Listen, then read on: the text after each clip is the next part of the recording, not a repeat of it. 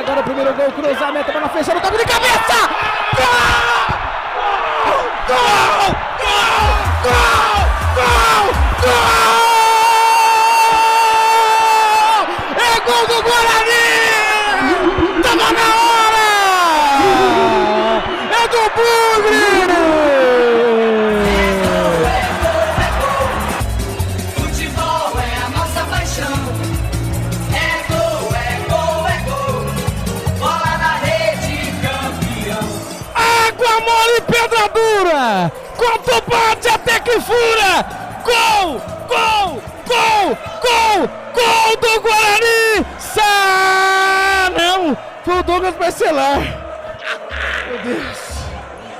O coração não aguenta!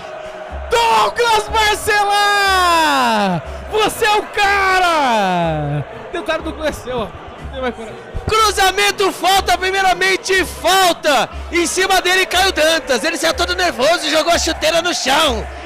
Todo nervoso! Ayrton foi lá e cobrou a falta. Na segunda trave apareceu ele, o zagueirão, o camisa número 23, Douglas Barcelar. Como disse Gustavo Marques, o Guarani tentou uma, nada. Tentou a segunda, nada. Tentou a terceira vez, nada. Na quarta chance, clara, o Guarani abre o marcador.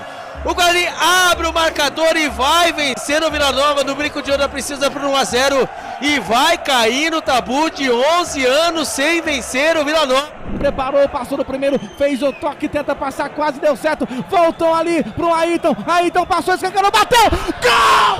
Gol! Gol! Gol! Gol! Gol! Gol! Gol! Gol! Gol! Gol! Ayrton! Ayrton! Você é o cara! Você é o cara! Ayrton! Gol do Bugre! É gol, é gol, é gol. Futebol é a nossa paixão, é gol do Guarani! Ayrton, camisa número 30, jogada pelo lado esquerdo. Ali ele, Luan Dias, quem vem fazendo uma bela partida. Fez sem querer o corta-luz, é verdade. Mas quem veio acompanhando a jogada foi ele. Ayrton, camisa número 30, levou 2, hein? Levou 2 na marcação com a perninha direita. Bateu rasteiro. O goleiro dele, Júnior, tá pegando tudo. Pegou o pênalti. Mas essa ele não pegou. No canto baixo direito até nem pulou. Ficou cravado no centro do gol. O Guarani vai vencendo o Vila Nova por 2-0 ali, hein? Caio Dantas até abraçou Ayrton e agradeceu. O Guarani termina, quando termina o primeiro tempo, o Guarani vai com 2-0. Isso mesmo, 2-0 no primeiro tempo.